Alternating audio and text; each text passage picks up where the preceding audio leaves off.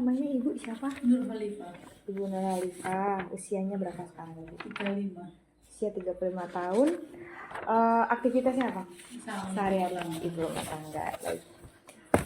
Menurut Ibu, setahu yang Ibu tahu ya, ada nggak waktu makan yang sering dilewatkan sama Ibu?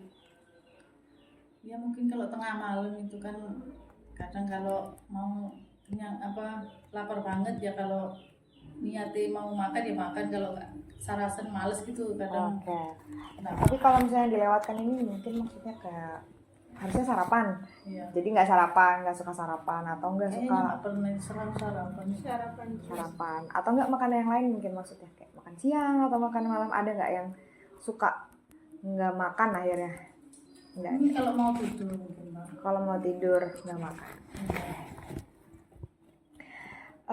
Perbedaan yang menonjol dalam pola makan selama kehamilan ini sama sebelum kehamilan apa? Makan tuh tambah nambah. Makannya tambah banyak. Oke. Keluhan yang biasanya paling sering dikeluhkan apa? Ini biasanya sakit pinggang, gitu. Capek. Kram, kaki ini kram, udah mulai kram. Oke.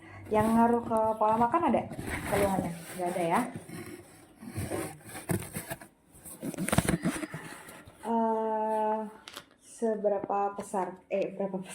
Seberapa besar peran ibu untuk membantu mungkin menyiapkan makanan atau membelikan makanan atau yang berhubungan dengan makanan ke ibu hamil ini apa?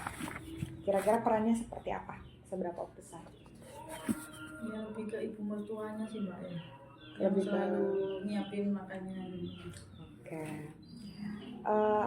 Apakah ada kesulitan ya Bu waktu menyiapkan makanan atau memberikan bantuannya itu loh, memberikan bantuan atau dukungan? Nggak ada sih, cuma kalau namanya orang hamil kalau pengennya aneh dikit nyarinya itu deh. Udah. Oke. Variasi makanan yang disajikan di rumah berbeda-beda nggak setiap harinya? Ya lihat keadaan ekonominya Mbak. Kalau untuk nggak ada ya tetap biasa aja. Oke, berarti pernah nggak kira-kira coba sering nyoba menu baru yang biasanya jarang ada di rumah terus tiba-tiba? Iya pernah aja. Okay. Ibu hamilnya sering ini nggak menolak makanan tertentu karena rasanya nggak enak atau nggak cocok? Nggak disenangi ya tapi. Iya. Jadi masak opong enak cocok. Ya gitu.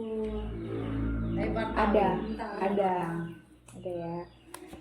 Ini ada menyinggung sedikit tentang biaya. Apakah faktor biaya dan kesediaan bahan makanan itu berpengaruh ke keputusan membeli bahan makanan yang bergizi? Iya. Berpengaruh ya. Boleh ini nggak diceritakan lebih nggak? Kira-kira berpengaruhnya seperti apa? Kan misalnya kerjanya itu kan tiap hari kalau belum digaji misalnya itu kan terpaksa ya pakai menu yang sama kemarin. Baru kalau udah digaji gajiannya itu tiap hari, baru kalau digaji baru ya mungkin bisa itu bisa ganti menu. Menurut Ibu, kira-kira asupan gizi yang bervariasi yang bermacam-macam itu penting nggak buat ibu hamil sama? Oke. Zat gizi apa yang kira-kira paling penting menurut Ibu selama kehamilan ini? Kalau menurut aku kayak makan buah sayur gitu. Buah sayur. Berarti cara mastiin untuk mendapatkan zat gizinya dengan cara nyiapin sayur sama resiko yang setahu Ibu ya, resiko yang bisa dialami bayi kalau misalnya ibunya ini kekurangan zat gizi apa? Takutnya janinnya nggak berkembang gitu. Janin tidak berkembang. Ada lagi? Ya. Sebelumnya pernah dengar nggak tentang gizi seimbang? Pernah dengar? boleh tahu kira-kira setahunya ibu gizi seimbang itu apa? 4 sehat 5 sempurna itu.